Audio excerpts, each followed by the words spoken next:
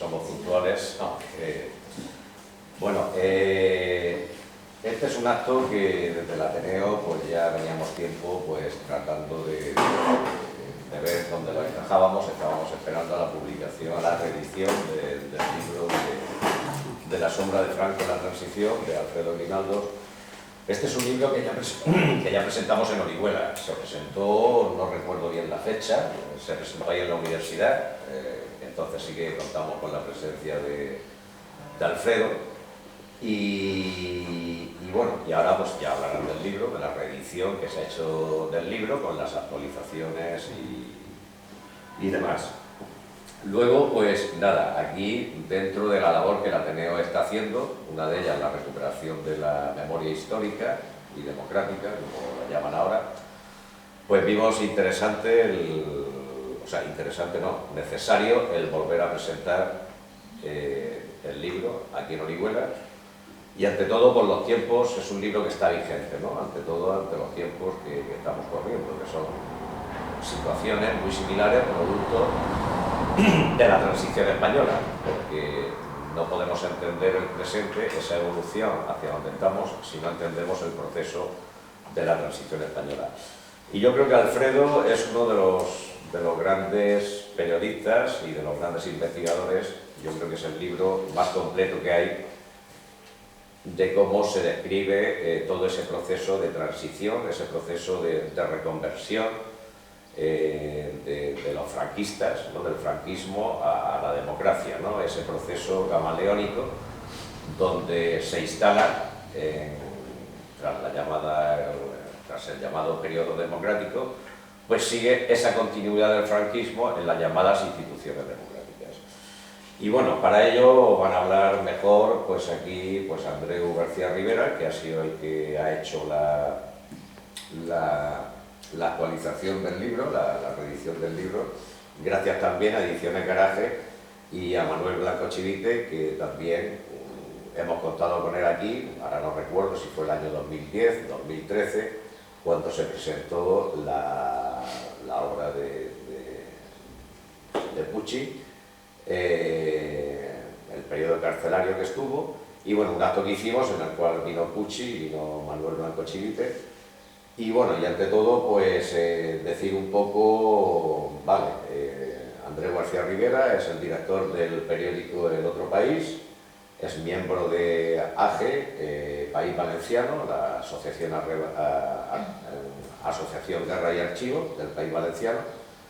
Y bueno, y luego por su trayectoria, pues ya si me queréis preguntar a cada uno de su trayectoria social, política, también es autor, junto con Grimaldos, de Contra los Pactos de la Moncloa, ¿no? Que ya se editó Ediciones de la Torre, creo que fue.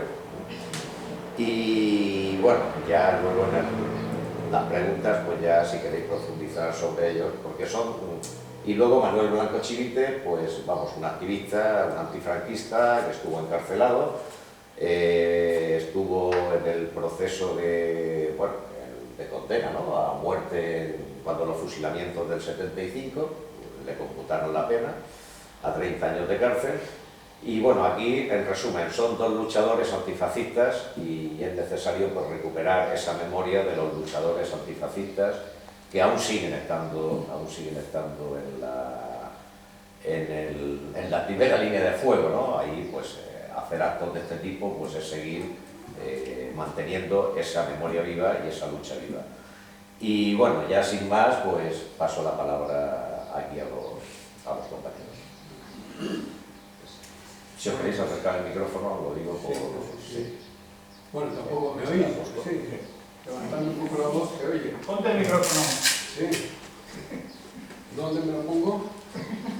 Cerca. Está sin enchufar. ¿Ahora?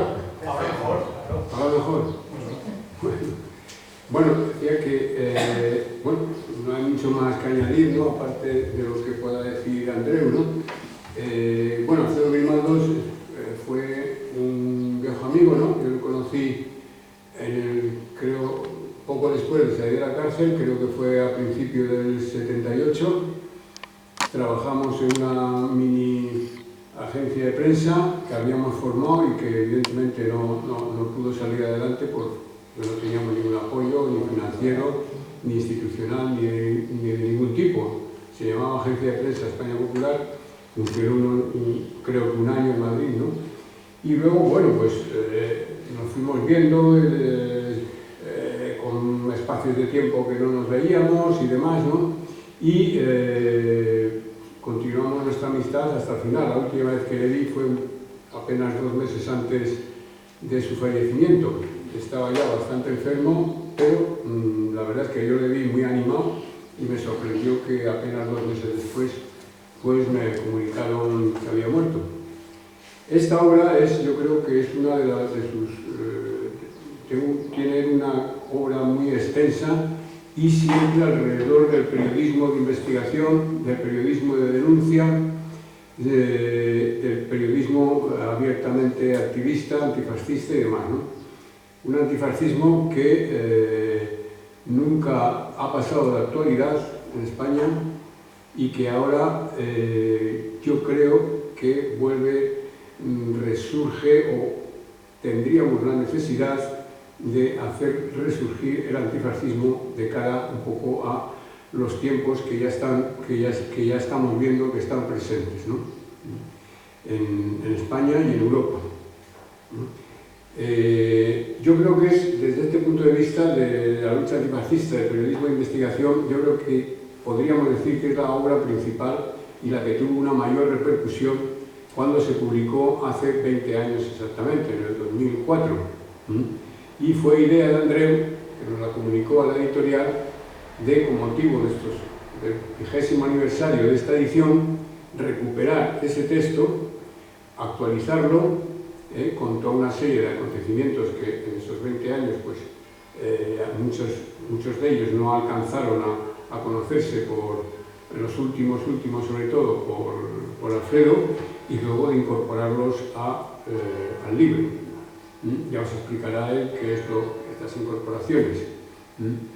El libro, entre otras cosas, también resulta un desenmascaramiento de lo que fue la transición, que afortunadamente desde hace un tiempo ha empezado a llamarse de transición sangrienta, con varios centenares de asesinatos por parte de las fuerzas y cuerpos de seguridad de Estado y por parte de grupos ultraderechistas dirigidos desde las propias comisarías, cuartelillos y el propio Ministerio del Interior. Es decir, separar la actividad de los grupos ultraderechistas o ultrafascistas de la transición que atacaban y asesinaban a manifestantes, separarlo como una cosa aparte de los fuerzas y cuerpos de seguridad del Estado es una inexactitud histórica, porque no había una complicidad, incluso una organización desde las propias instancias del Ministerio del Interior para organizar, defender, ocultar, en su caso, ¿no?, a los grupos ultraderechistas. De hecho, en el caso del asesinato de Arturo Ruiz, como poner un ejemplo entre 500 más, ¿no? Es decir, el grupo ultraderechista que asesinó a Arturo Ruiz salió de la comisaría de policía que había a 200 metros de donde se celebraba una manifestación pro amnistía en ese momento. Y allí fueron a refugiarse después de su asesinato. Es decir, que hay pruebas materiales por todos lados y luego me recuerdo yo aquella consigna o aquella frase que se gritaba en algunas manifestaciones en el País Vasco, ¿no? Decía, de día uniformados, de noche incontrolados. Por ahí se decía, el grupo incontrolado ha hecho tal o cual cosa, ¿no? Incluso recuerdo un hecho ya muy avanzado, ya en los años 90 además, ¿no?, donde un grupo de incontrolados apaleó a un par de homosexuales en San Sebastián. Y entonces apareció la chancha y como había dos tipos apaleando, o varios tipos apaleando a dos chicos, pues los detuvo, ¿no? Los detuvo, les pidió la identificación y resulta que eran guardias civiles. Entonces, bueno, la cosa quedó en nada. Lo digo un poco porque incluso hasta la actualidad esas metodologías siguen vigentes, ¿no? Y no solo en España, sino en cualquier país. Entonces este libro tiene mucho que ver con esa transición sangrienta, que fue la imposición de una muy determinada y específica democracia, ¿no? Que no era la que mucha gente deseaba, la que un gran sector del país deseaba, pero sí era la que necesitaba el poder, sobre todo el poder económico, que necesitaba lo que se podíamos denominar un cambio en la gestión. La gestión, digamos, tecnocrática que había venido con el Opus, había entrado en crisis, el propio régimen político, la economía estaba en crisis, necesitaba toda una serie de reconversiones que en dictadura era muy complicado hacer frente en la economía en condiciones de dictadura, sobre todo teniendo en cuenta que los últimos años, lo que se ha llamado en llamar tardofranquismo, fue una época de pujanza de la oposición, de pujanza de las luchas, de respuesta a los asesinatos del régimen, etcétera, etcétera, y de un determinado florecimiento, ¿no?, de pequeños grupos más bien escasamente armados, ¿no?, que respondían a los asesinatos y a los crímenes de la dictadura. Hubo grandes huelgas generales, podéis ver el número de horas, de millones de horas de trabajo que se perdían en huelgas en los años 70, 71, 72, 73, en plena dictadura, y entonces, claro, ponerse a lo que hizo el PSOE entre el 82 y el 86, la gestión socialdemócrata liberal, que era la que exigía las circunstancias y exigía al patronal, pues veréis que entre el 82 y el 86 el PSOE liquidó 1.417.586 puestos de trabajo, y elevó el paro de 600.000 que había a la muerte de Franco a 2 millones largos, el paro. Eso en condiciones de dictadura hubiese sido una explosión social generalizada. Además tenían la referencia del 74 de abril, donde Kissinger intervino en la cuestión de Portugal y intervino hasta tal extremo que se entrevistó en España de forma más o menos secreta con Fraga para decir, bueno, ¿qué va a pasar? Esto ha pasado en Portugal. Aquí hay un peligro de desestabilización de la península ibérica, eso no puede consentirse, ni la Unión Europea, ni la OTAN, ni Estados Unidos pueden consentir una desestabilización de la península ibérica. Por eso fue el boicot a la República y el boicot al gobierno republicano durante la guerra. No podían consentir una desestabilización de esto. Y a partir del 74 aparece el peligro de desestabilización de la península. Por lo tanto, había que encontrar, según Kissinger, un partido socialista que controlase la situación. El Partido Socialista Portugués y el Partido Socialista Obrero Español en España, renovado con el grupo de Felipe González, etcétera, ¿no?, y el grupo de UGT, sobre todo UGT de Vizcaya, que era el único grupo un poco potente que existía de UGT, ¿no? Entonces, todo esto, digamos, exige también eliminar, controlar, golpear, escarmentar al sector organizativo y popular que estaba con lo que se llamaba en aquella época ruptura democrática, ¿no? Y de ahí se produce toda esa cantidad de asesinatos y esa sombra de Franco que produce muerte, ¿no? Como se puede ver en el libro, capítulo por capítulo, hecho por hecho. Entonces esta es, digamos, un poco la aportación que en ese momento, en el 2004, hizo Alfredo Grimaldos con este libro. Digamos que, como digo yo, puso el huevo, ¿no?, con este libro, en cuanto a esa temática. La organizó, la compuso y elaboró este libro que tuvo en ese momento, afortunadamente, un éxito, digamos, bastante notable. Y que ahora, bueno, ha empezado la andadura de la nueva edición de forma bastante esperanzadora. Hemos tenido ya inicialmente una buena acogida del libro, y que además llega en un momento en que es también particularmente interesante conocer estos hechos de cara a la posibilidad de una evolución política, tanto en España como en Europa, bastante complicada. Bueno, y nada más, os dejo con Andreu, y luego, bueno, pues ya preguntáis o conversáis o aportáis lo que os apetezca. Bueno,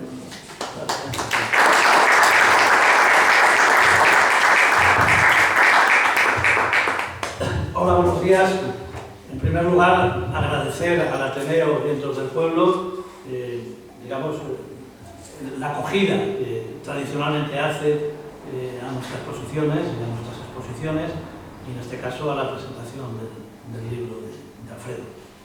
Agradecérselo también a COAMI, la coordinadora de organizaciones, de asociaciones de la memoria histórica de Alicante, y a Archivo Guerra y Exilio del País Valencià, y al PCP, que son, digamos, quienes han organizado o convocado este acto. Dicho esto, y antes de empezar, digo que tengo un problema metodológico. Yo, me conocéis algo, hago exposiciones muy exhaustivas, pero Manolo, el editor, es un hombre que tiene concepciones comerciales y me ha dicho, no se te ocurra largar los rollos que habitualmente largas. Es decir, tú has de incentivar la lectura del libro, no contar el libro. Yo tengo otra concepción y entonces voy a hacer un híbrido, voy a hacerle caso a Manolo en parte. El libro que hizo mi amigo Alfredo tiene una cuestión que ya ha explicado perfectamente Manolo, y es que el franquismo no fue la dictadura personal del general, ni de una camarilla, fue la alternativa política, económica, social y militar de la oligarquía financiera y terrateniente en 1936 para consolidar, es decir, para mantener su poder e realizar la acumulación de capital más brutal que se ha realizado en la historia económica del Estado español en los años 50 y 60 bajo condiciones de dictadura. Pero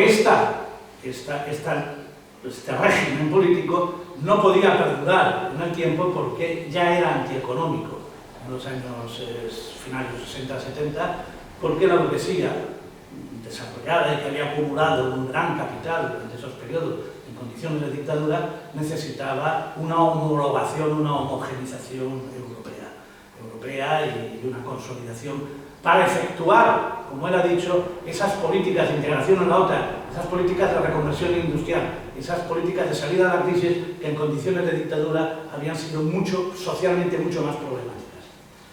Bueno, pues eso es lo primero que hay que tener claro y que en el libro se explica perfectamente, y se explica perfectamente porque si vemos quiénes fueron los motores dinamizadores de la operación de reforma o acicalamiento de la dictadura franquista, son provenientes del franquismo. Martín Villa, Adolfo Suárez, el jefe del Estado, Juan Carlos I, José María de Arenza, vamos viendo capítulo por capítulo que son ellos los que dirigen el proceso de transición. Y lo dirigen con la política clásica de aquellos dictadores que se habían valido en su mantenimiento de la represión, en la mirada político-social, en la historia del policía bueno y el policía malo. Ellos eran los policías buenos. Decían, y querían una oposición sensata, habían fabricado una oposición sensata. PSOE, el PC llevaba años tratando de ofrecer una cara de sensatez, de asimilación. Eso les decía a estos opositores sensatos y buenos, es decir, esta es la ruta, esta es la ruta. Si no, aquí está el ruido de sables, inventado por ellos. Aquí están las bandas de extrema derecha, aquí están los franquistas en la policía asesinando. Así que o seguís este camino o están los policías malos. Pero hay un segundo elemento del libro que yo quiero subrayar, porque además lo hablé con Alfredo. El libro quiere ser un homenaje a los miles de hombres y mujeres que se movilizaron durante la transición. Muchos de ellos que dieron su vida. Ahí están. No me he atrevido a contabilizar el número de muertos que hay. Lo haré, un día lo haré, empezaré a contarlos y son cientos. Son cientos. Pues es un homenaje a ellos. Un homenaje a los hombres y mujeres que lucharon, que fueron encarcelados, que fueron apaleados y que murieron y que dieron su vida. Y eso es fundamental en la perspectiva ética de este libro. Porque este libro es una fuente de información muy valiosa, en mi opinión, pero además es un planteamiento ético. O sea, que hubo una izquierda rupturista que pagó con su sangre y con su libertad la lucha por romper con el franquismo. En el libro Alfredo, al empezar, habla de las viñetas de Carlos Jiménez. Entonces, es un dibujante que fue muy famoso en su época, en Ediciones de la Torre, publicó para Cuellos, España una guerra libre, y en el Papus. En el Papus había unas viñetas que llamaban Recuerda. Se convocan las elecciones, el 77, entonces la primera viñeta, ahí están los carteles sonrientes de los políticos que hacen posible la democracia.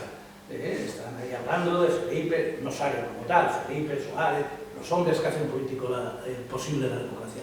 Y en la viñeta de abajo se ven torturados, se ven fusilados, se ven manifestaciones pidiendo amnistía, se ve a un chaval pintando pan, trabajo y L, se quedó con L. Esto fue un caso que sucedió en Almería. Francisco Javier Verdejo Lucas, haciendo una pintada, pan, trabajo y libertad, se quedó en la L porque la Guardia Civil lo mató por la espalda. Entonces también sale esa viñeta. Nada más, fíjate tú, Francisco Javier Verdejo Lucas, en el entierro, bueno, le hicieron porque sus padres eran muy de derechas, una ceremonia religiosa, y cuando sus camaradas de la Joven Guardia Roja sacaron el féretro a hombros, fueron multados por el gobernador civil. Iniciaron una manifestación y el gobernador civil y jefe provincial del movimiento en verano del 76 era un tal Roberto García Calvo. Roberto García Calvo, en el año 2001, entró de magistrado en el Tribunal Constitucional. Los fascistas que reprimían a los amigos de un chaval asesinado, los censuraban y los multaban por sacarlo a hombros, muchos años después, fueron primero en el 95, entró en el Tribunal Supremo, y en el 2001 en el Tribunal Constitucional. Era un magistrado que decía que, bueno, el que señalaba cuál es la defensa y la tutela de los derechos fundamentales de la Constitución. Ese fascista que hizo esa expresión. Y es una fotografía de qué fue nuestra transición, la transición de estos. Bueno, y en la siguiente viñeta ya vuelven a decir quiénes son los artífices de la transición, quiénes son los hombres, sí, porque es la que utilizaba Carlos Jiménez, que han hecho posible la democracia. Y ya los rostros ya no son los rostros sonrientes de los políticos profesionales que el 15 de junio se presentaron a las elecciones. Los rostros son los de los torturados, los de los fusilados, los de los muertos, los de los repatriados, los de los encarcelados. Pues, esa viñeta es la perfecta fotografía del homenaje que Alfredo ha pretendido hacer a todo ese colectivo de hombres y mujeres que existían. ¿Qué he hecho yo en el libro? Porque lo primero que digo siempre, el libro es el de Alfredo Grimaldos, Yo lo que he hecho es actualizar hechos que se han producido en los 20 años que van del 2004 al 2024. Y una ampliación. Alfredo acabó, digamos, la cronología de asesinados el 31 de diciembre del 80. Aquí lo hemos ampliado hasta el 31 de diciembre del 83.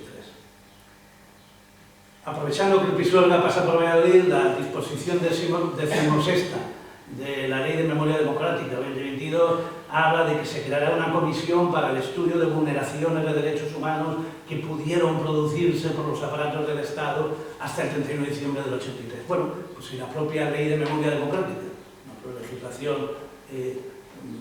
estatal, señala que la transición pudo llegar hasta el 31 de diciembre del 83, lo hemos ampliado hasta esa fecha. Y esa fecha nos permite además meter al GAL. La primera actuación del GAL, en octubre del 83, nos permite poner al GAL el asesinato, tortura, salvaje de los chicos Blas y Zabala aquí en Donostia y enterrados en Calviva aquí en Busol. Bueno, con lo cual nos permite establecer una continuidad en los cloacas del Estado. Manolo me dice que es un pleonasmo hablar de cloacas del Estado. El Estado es siempre todo él una cloaca. Bueno, hago ese matiz. Las cloacas del Estado que van desde el Batallón Vasco Español hasta el GAL son siempre los mismos. El Estado profundo. Los aparatos represivos y de inteligencia en su estado más profundo. ¿Y qué he hecho yo? Pues eso es lo que he dicho.